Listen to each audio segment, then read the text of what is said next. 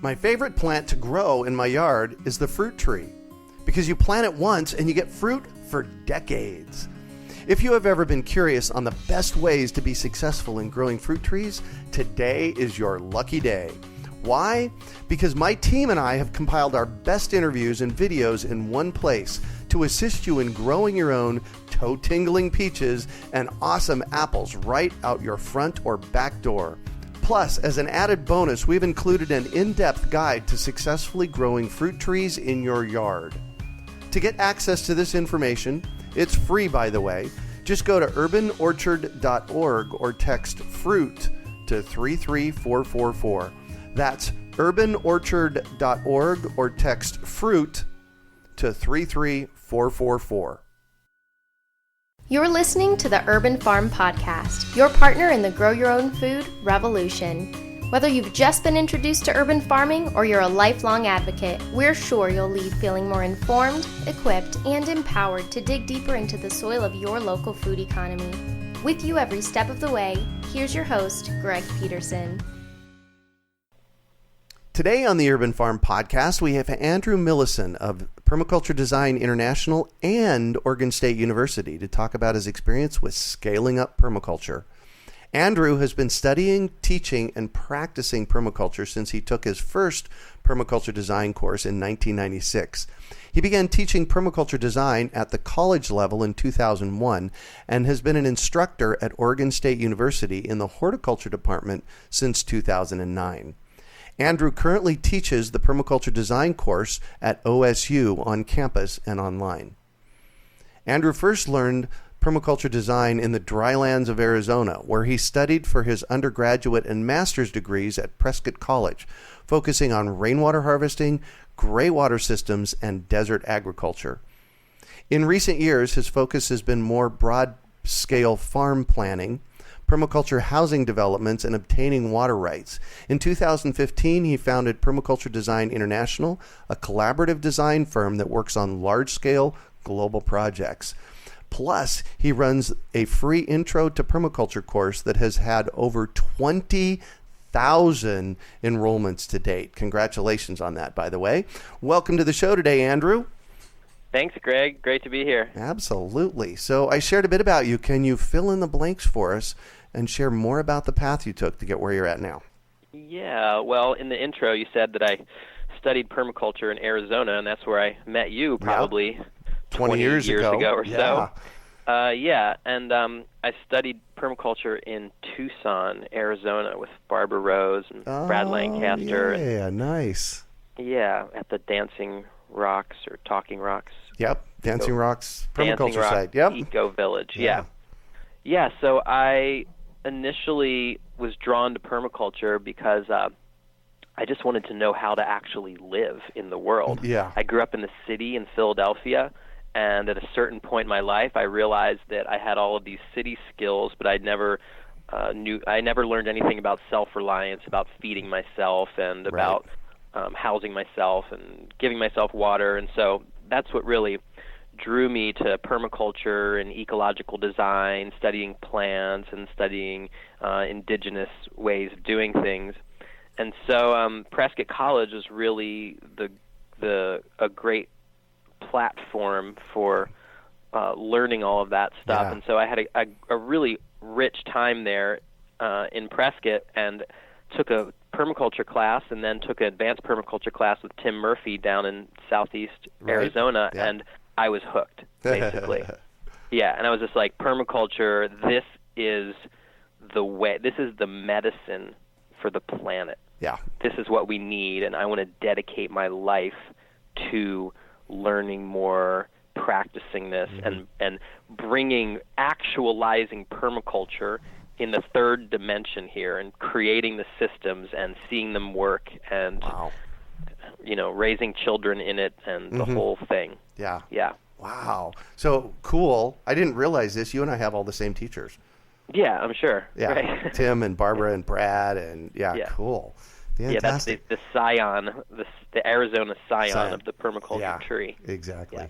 Exactly. So for our listeners that don't know what permaculture is, share what your definition and your meaning of permaculture is.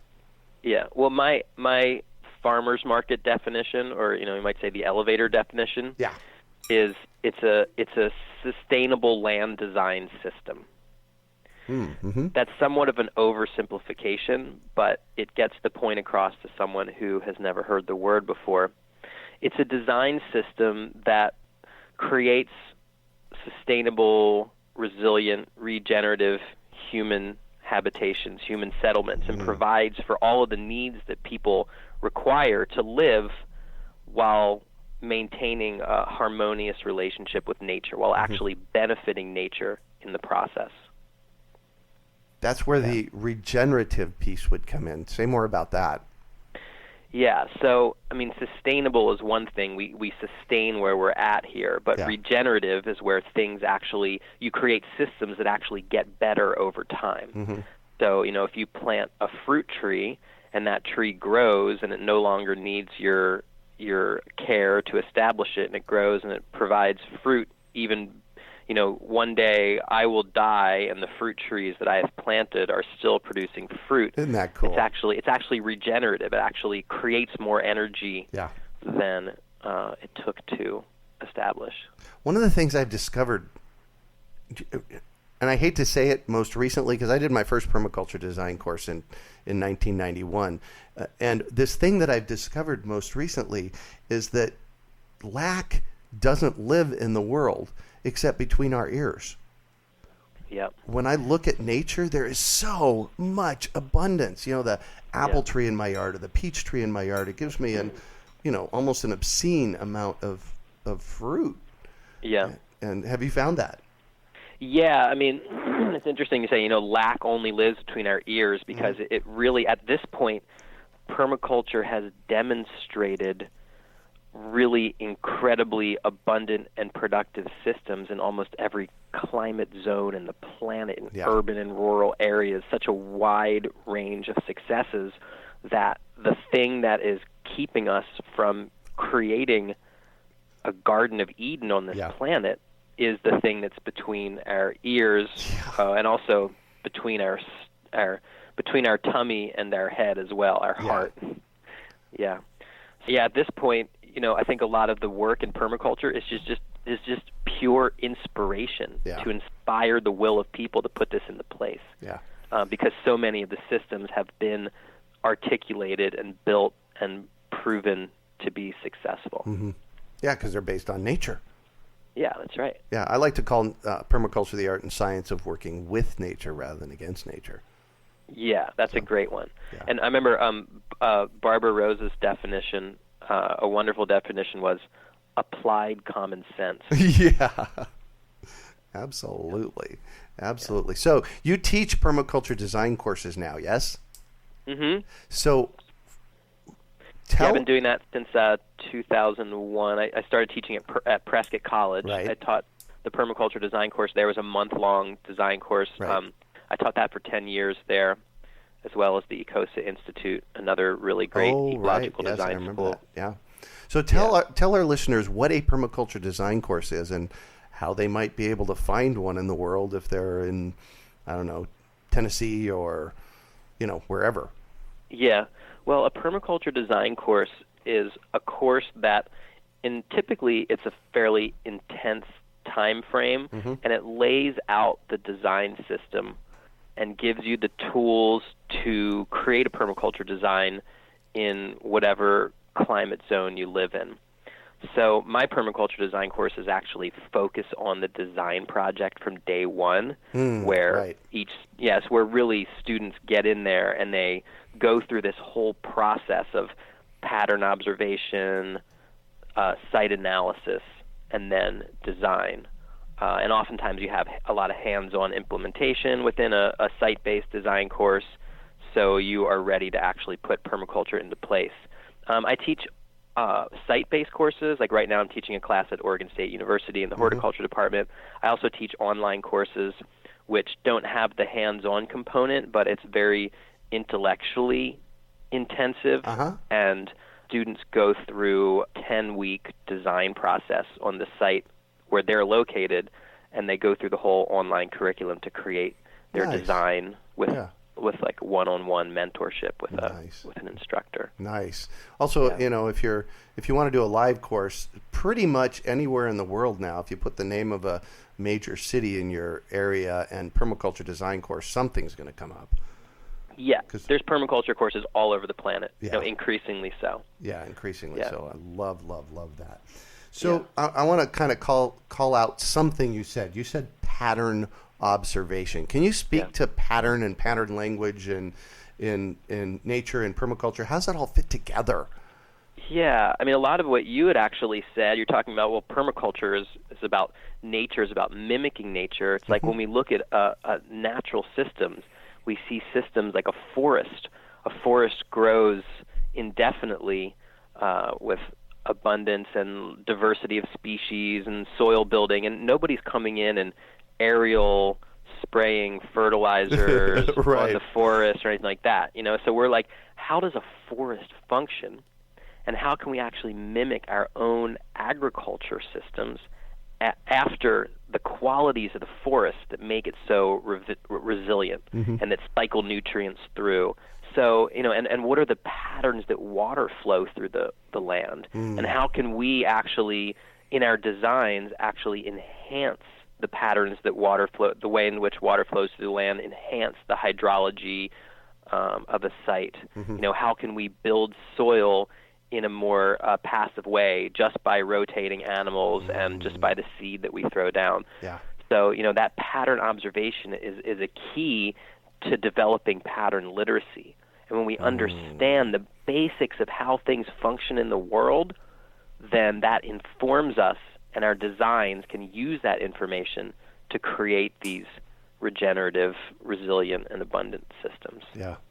So that sounds like a big thing.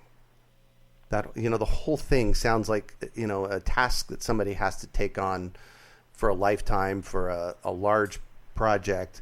But permaculture, I mean, it can be applied to your day-to-day life, can it not? Yeah. I mean, the way to start that's actually achievable, where you feel like you're getting successes, is just starting small, just starting outside your kitchen window and planting a herb garden so you can run out there while your soup's cooking, snatch some rosemary and throw it in there. So, it's applicable at all scales. Yeah.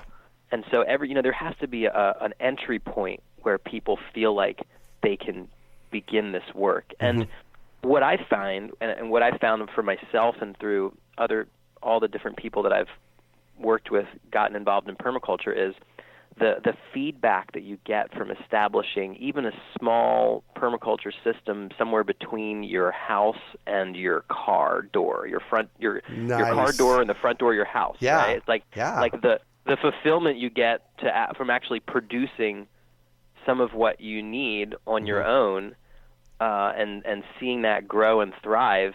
I mean, first off, you produce actual sustenance like food, but you also have you produce empowerment for yourself to expand the permaculture systems that are that are surrounding you. Yeah. Well, and I've even designed my life as a permaculture life. I have my office in the house, so I'm sitting here at the urban farm, and my commute in the morning literally is from the kitchen where I just had breakfast and about 35 feet into my office. Nice. And I call that a permaculture design because it's lessening my impact on the world. Yeah. I'm similar in a way where I go into Oregon State University not every day by any means, but when I teach class there, I can just ride my bike there, which is good exercise. Yeah. And then mostly teaching online courses. I'm mostly doing that from my own home, and then when I need to take a break from work, I just go out and garden, do chores, I know. walk. Yeah, nice. And then so the other day, it was a particularly stressful day a couple of weeks ago, and Heidi, my sweetheart, was sitting in the office with me, and I had Janice here, who schedules the podcast and that kind of stuff, and I was just fried. And so I stood up and I said, "Listen, guys, I'm going out in the backyard and I'm going to lay in the grass." It was so nice to have that, ability to do that right here. Yeah. So I'll often do that, or I'll go garden, or I'll walk around the yard in my bare feet, and I just reconnect myself. Yeah, totally. I mean, I'm on a third of an acre here in Corvallis, Oregon, and this is my home and then I have other projects around the neighborhood, and oh, nice. It's pretty, I mean, I know I've been to your place. It's pretty astounding how much food you can grow. Oh my gosh. In a small area. Yeah, if you have 100 square feet, you can grow a lot of food, especially if you're working with nature on it. Yeah, exactly. Yeah, cool. So what have you done to scale up permaculture in your life? Yeah, well, there's a few different directions I've taken simultaneously. Mm-hmm. One of them is working with large-scale property owners. I had a person who I helped to find a couple farms who was an investor who needed to purchase property. So he purchased a 200-acre and a 280-acre farm in the area surrounding the town that I live in. Wow. And so for one thing, I've become like kind of the designer, developer, property manager of these two locations. Oh, wow. And, bringing in different operations to lease parts of the farm. Mm-hmm. And so that's brought me out of the level of the homesteader hobby farmer into the level of how do we actually make this economically viable, right? Because my investor friend, he does care about the earth and wants to see good things happen with his money, but also the numbers have to work out, and it has to be economically feasible, profitable for the operators, and profitable for the farm. Right. So that's been really fascinating for me on a land level. On a networking and informational level, I've been working at the university long enough that they sponsored the creation of a MOOC, which is a massive open online course, an intro to permaculture. Yeah. Nice. So like you were saying, we let's see, we've had about, I'm currently running it right now, and it's the second time I've run it. So those two times combined, we're at almost 24,000 students from all over the planet are taking this free intro course. Yeah, it's 1 month long, 12 to 16 hours. The university, I mean, they actually, for them, they see this as investment in their outreach and engagement, advertising, just to kind of get their name out there. Service and work. So, yeah, it's like, and also it's a land grant university, so they actually have in their charter to educate the public. And so they've put a lot of resources. We developed these interactive mapping tools. We developed a whole bunch of presentations, put a lot of time into creating links and creating assignments and discussions. And I think it's actually a pretty holistic presentation of the permaculture, of the basics of the permaculture design system. Mm-hmm. It's accessible to anyone. So I guess I feel like I've been given this place where I was able to go to college, I'm able to talk to people, I was able to work in a university, and so I feel like that privilege that I have, this is kind of how I'm using it. This is how I'm giving back to the world, is creating free education for the masses that's high quality. Larry Santoyo, a friend of mine, permaculture teacher here in the country, he talks about. I know Larry. Yeah, he talks about doing epic out in the world, right? Yeah, he's just an expletive after the epic part, and so I took that from him maybe 20 years ago, and I look for epic things in the world. I have to say, that is epic. If you put 24,000 people through an introduction to permaculture course online, that's epic. That's truly epic. Congratulations. Yeah, thank you. Yeah, and it feels epic actually, because like right now I'm going into the course and just looking at all the different places people are from, and the I'll bet, and what they're sharing, and just the conversations between other students, and it's like, wow. I guess I'm like, okay, we've scaled up to that point, and then how can we scale up from there? Yeah, 250,000 next, baby. Yeah, I know, 250,000. That would be great. Well, we're running the class again in May. Nice. So, and then so we ran it. We created it, and we'll run it 3 times this year. We've also we are about to publish it as an ebook. So without the interactive mapping tools, but as just a book with all the video links, so someone doesn't have to take the course, but they can still get the information. Right. And then we're looking at future projects. We're looking at translating it into other languages, and we're looking at creating more. I feel like my highest use in a university setting where I have, at this point, access to amazing resources to be able to do this. Yeah, access to resources, that the highest thing I could do with that position that I've gotten myself into is to create free content. Dude, you're giving me chills. That even makes it more epic. Your why behind it. Wow, good for you, man. Well, I mean, part of it's like inspiration, then part of it's desperation. Right? Okay, say more about that. Yes, I completely hear you. Desperation of like, how do we get this information out there? How do we evolve our species so we can actually face the pressures of population and climate and water and politics. I know. I mean, it's like more than ever. Yeah, I don't know when you're going to air this. Of course, this is the morning after Trump won the election. Yeah. So, I've been thinking just this morning. I've been like, whoa. We need a paradigm shift in consciousness. Like, we need earth-based consciousness where where our actions, our governance, our society is in harmony with planetary systems. We need it now more than ever. Yeah. But this is the same thing I felt before I even took my permaculture design course 20 years ago. Right. I mean, the early 90s, I had the same, like, oh my God, we have to do something here. We have to get the good word out there at this point. Exactly. Yeah. Exactly. So what are some examples of how permaculture systems are scaling up throughout the planet? Yeah, there's a few really shining examples right now that inspire me a lot.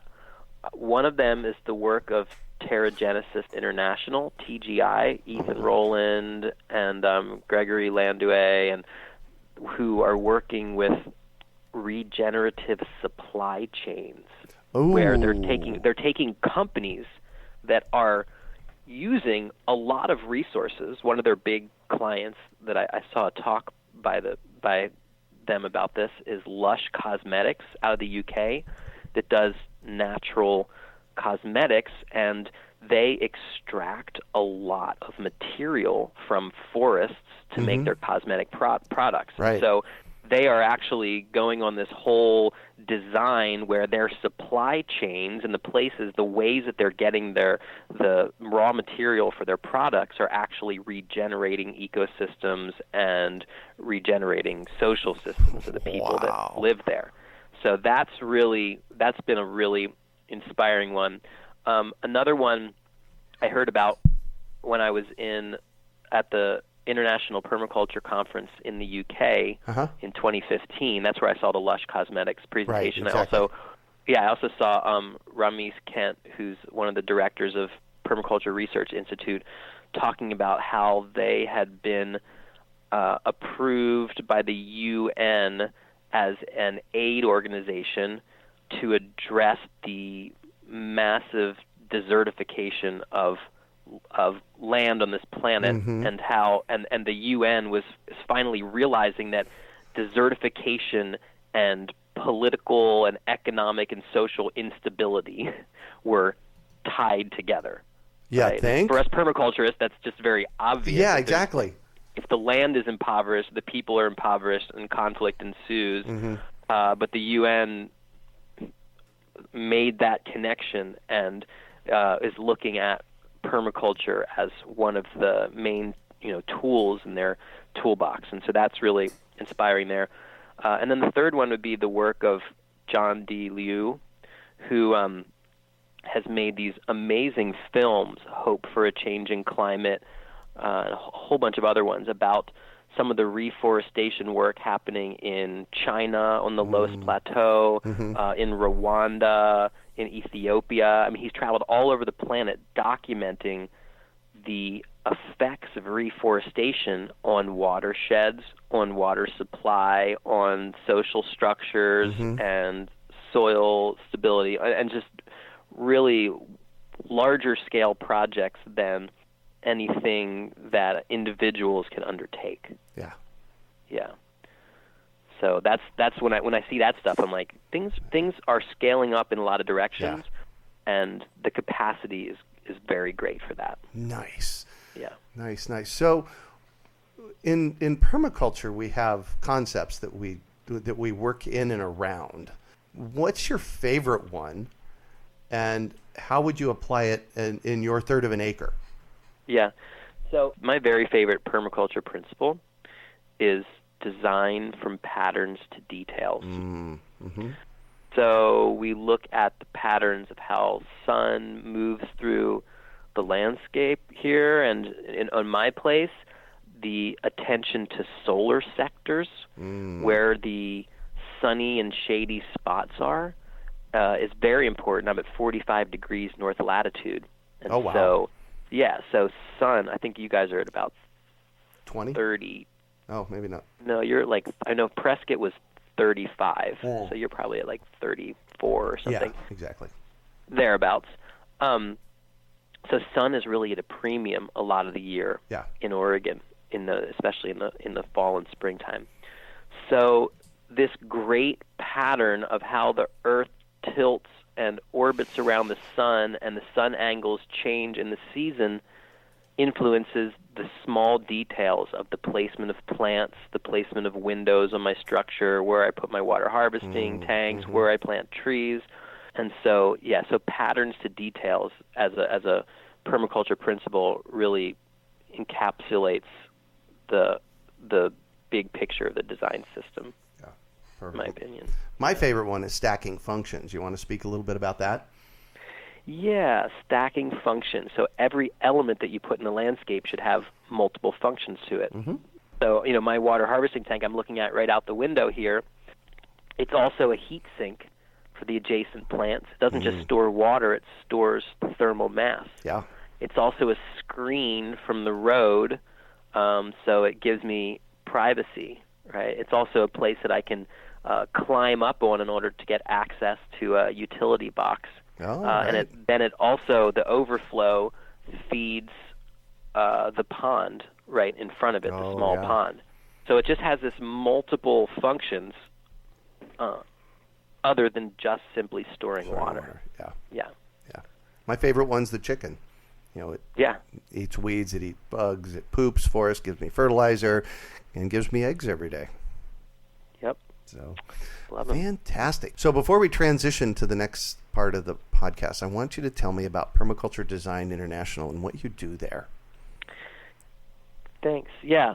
So myself and a number of my colleagues got together and we said, what one person can do on their own, the type of project that we can take on is limited.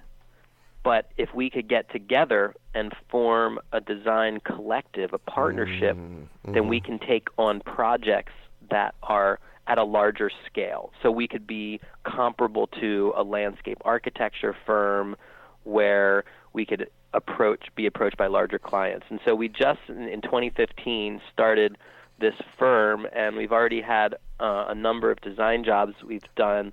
One of them, we did a feasibility study for the purchase of 36,000 acres on Maui.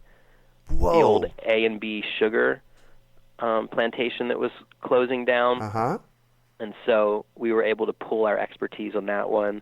Did somebody end up buying it? I think that's all still in motion. It's a pretty big deal. Yeah, no kidding. Because I know that on Maui, haven't they taken the stand on Maui that they want to do things organic and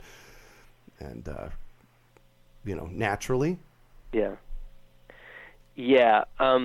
So this sugar plantation was basically founded by the people who originally stole Hawaii. Yeah. And so this has been there since the very beginning of colonization, and it basically went bankrupt. And so they've been trying to figure out what to do with that property. There's lots of different entities, I believe, that are interested in doing different things on the property, but one of those entities hired us to create a study of what it would look like to do regenerative agriculture at that scale on that property. Nice. Yeah. So that's the kind of thing that is really a bigger endeavor than any one of us could take on our own. Yeah. And we're spread around geographically, and a lot of the people in my design firm travel quite a bit in different places around the world. So our intent is to scale up where we can take on projects at a larger scale, and have some have some legitimacy as a professional design firm in the eyes of bigger clients. Nice. Yeah. Nice. Yeah. Congratulations. Thank you. Yeah, really, I mean, like pulling our expertise, because there's 8 of us, and so each person has their own facet or climate zone that they have expertise in. Yeah. And so, when we get 2, 3, 4, 5 heads in on a project, amazing things happen. Yeah, it makes it way, way more of a potent design force. Yeah, I'm working with Bill McDormand, Bell Starr, and Kari Spencer on a project right now called the Great American Seed Up. And we did our event just recently. It's a live event that we do here in Phoenix. And what I noticed in doing the event was that if one of the pieces called Kari, Bill, Bell, or I were missing, we couldn't have pulled it off. Yeah. It's like there's this collaborative magic that happens when you put multiple people together on a project like this. Bell Starr, you're talking about Bell Starr? Yeah, absolutely. Yeah, she was one of my teachers at Prescott College. Yeah. Nice. Yeah. So, I'm going to shift on you, and I'd like for you to talk about a time you failed, how you overcame that failure, and what you might have learned from it. Yeah. I can think of a real landscaping failure. Tell me. I had a design build company in Prescott, Arizona for a long time, and I had a client, and we wanted to create a whole oasis. She lived on the top of this hill, and so we channeled all of the greywater through a branch drain system into this basin. It was also collecting all the rainwater, and we did plantings that were really going to appreciate all that water. Now, the branch drain system is one for the greywater the water falls into this bucket. So it's like this open cavity, right? So you can pull it, you can inspect it really easily to make sure the pipes aren't clogged or anything like that. Yeah. And one of the great things is that roots won't travel through open space to get into the pipe, right? So I planted this yellow bamboo around there, and no one ever came, and really after a while we left, and nobody ever really checked inside the greywater system. Well, it turns out that roots will travel through an open cavity. Really? So the roots of this yellow bamboo, so basically the woman was taking a shower one day, and a root of bamboo literally came up through the drain and grabbed her ankle and tried to pull her down. Oh my gosh. I'm just kidding. No, not really. I'm just joking. Okay. But they did realize that the drain became clogged, and they opened it up, and they realized that the bamboo roots had actually crossed through this open space and grew like 20 feet up into the pipes of this greywater system, and they had to completely rip out the whole thing in order to get these roots out. And I consider that a failure. And I guess what I learned is that you hear a lot of stuff, and you hear a lot of rules. Like, roots don't travel through open space. I've been saying it for years. They're just not necessarily true. Because we're dealing with nature. Yeah, permaculture teacher, he has this thing, he says, the opposite is also true. Like, when you get dogmatic about something, you will often be surprised at how wrong you are. Yeah. I never say always in the realm of nature, because then it surprises us. Yeah. Yeah. I was like, wow, that whole when I saw it, I was like, wow, the whole bucket is completely full of one giant root mass. I was like, that's very impressive. Yeah, exactly. I didn't know that could happen. Yeah, exactly. And it's the way nature works. Yeah. So what do you consider your biggest success? Well, I feel like creating this massive open online course right now is, as far as educationally, is the pinnacle of what I've, like everything that I have done in permaculture for the last 20 years has enabled me to be able to spread permaculture at that level. So that right now feels like my greatest success professionally. As far as a installation project, I spent 2.5 years building the orchard and vineyard for Maynard Keenan, the lead singer of Tool, over in Jerome. I remember that. Yeah. Oh, yeah. Yeah, and so that was the biggest single, like, installation project I've ever done, and it was very grueling, building stone terraces for 2.5 years, and that feels like, for me, on the physical level, that feels like my greatest success. And then, ultimately, like my kids, I love my kids so much, and my family, and so that feels like on the emotional, spiritual level, it feels like my family and how much we love each other seems like a really big success. Yeah. Cool. So, given that, what drives you? Why do you do what you do? I had this feeling when I was a teenager. I had like an experience where I felt like, okay, I'm a special agent for the earth, and I am here to help this planet to be a harmonious place and an abundant place, and people are here on this planet to enjoy life and to have plenty and to share the bounty. And so I realized at a young age that I wanted to actually help the earth, and I wanted to help people. And so permaculture, once I discovered permaculture, I was like, oh, this is the tool to accomplish this. This is the design system, and it's already in place. And so I'm driven by just a desire for goodness, a desire to feel good about what I'm doing, a desire to see goodness and growth and abundance around me. And like I started off this conversation talking about permaculture being the medicine for this planet. And, right now we have so many issues and stresses, environmental, social, political, and permaculture just continues to remain this potent medicine to heal so many of these ailments. Yeah. And so, way that the permaculturist becomes a medicine person, right? Yeah. Nice. So that's it. That's beautiful. So I'm all about education, and I have to know, is there one book that has been influential for you in this process in your life? Yeah, my favorite book of all times is The Fifth Sacred Thing by Starhawk. Oh my gosh, yes, of course. Yeah, it totally was instrumental in, it's funny because she came out 20 years later, so last year she came out with the sequel. The sequel is The City of Refuge, and it's just as good as The Fifth Sacred Thing. And I'm actually rereading it right now. Yep.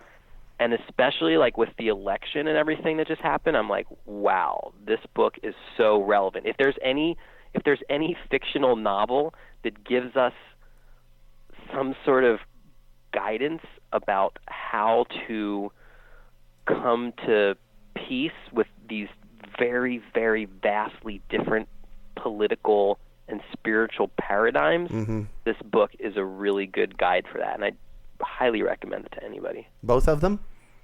Yeah, both of them for sure. The Fifth Sacred Thing and The City of Refuge by Starhawk. But you have to read The Fifth Sacred Thing first. Oh, yeah. Wow, it's been a long time since I read that. I'm going to go back and revisit it. Go for it. Reread it. And you got to read the sequel. Really. Oh, yeah. Well, that's kind of lit the fire under me in that moment. It's like, she's got another one out. Cool. I know. So what one final piece of advice do you have for our listeners? Gosh, it's like I said, it's an interesting day for these kinds of things because our whole country is in shock right now. Either in good shock or in bad shock, depending where you fall. Exactly. My advice is don't get swept up by what the media tells you should be doing or feeling. Check in with yourself and be empowered in your own hands with your own voice, right, and your own shovel and your garden, and like be an empowered person and go and make the world a better place right where you are. Yeah. In your community, in your family. Do it. Don't wait for some sort of top-down, to tell you how or what to do. Yeah. Permaculture is a tool, and you can take that and you can go out and you can make a positive benefit. Perfect. Right now. Right now. Yeah. Well, thank you so much for joining us on the show and sharing your experience with us today, Andrew. It has been a treat getting to chat with you. Thank you, Greg. Appreciate it. Absolutely. So how can our listeners get a hold of you? Well, I have a number of different websites. My design firm is permacultureintl.com. Mm-hmm. My Oregon State online permaculture course, I think it's sort of a long web address. If you just Google Oregon State permaculture or Oregon State permaculture online course, anything like that, it'll come up. You'll come up with that. Yeah. And then the MOOC, just if you Google OSU free permaculture class, you'll come up with the MOOC. I don't know when you're publishing this. We do still have enrollment open till November 18th. Cool. For this one, but like I said, we'll run it again in May, Yeah. and you can sign up. We'll have the sign-ups continual. Fantastic. Yes, Fantastic. And another website that I have collaboratively with my friend Marisha Auerbach is permaculturerising.com. Perfect. So you can find out all of these on the show notes page from today's podcast at urbanfarm.org/Andrew Millison. Well, that's it for today. Thanks for joining us on the Urban Farm Podcast. My favorite plant to grow in my yard is the fruit tree, because you plant it once and you get fruit for decades. If you have ever been curious on the best ways to be successful in growing fruit trees, today is your lucky day. Why? Because my team and I have compiled our best interviews and videos in one place to assist you in growing your own toe-tingling peaches and awesome apples right out your front or back door. Plus, as an added bonus, we've included an in-depth guide to successfully growing fruit trees in your yard. To get access to this information, it's free, by the way. Just go to urbanorchard.org or text FRUIT to 33444. That's urbanorchard.org or text FRUIT to 33444. We hope you enjoyed today's episode of the Urban Farm Podcast. Remember to listen 3 days a week for tips, advice, and resources to help you on your journey with urban farming. You can find us on the web at urbanfarm.org or send us an email to podcast@urbanfarm.org. In the words of Vincent van Gogh, great things are done by a series of small things brought together. Be encouraged that with each lesson learned and skill developed, you are one step closer in the direction of your dreams.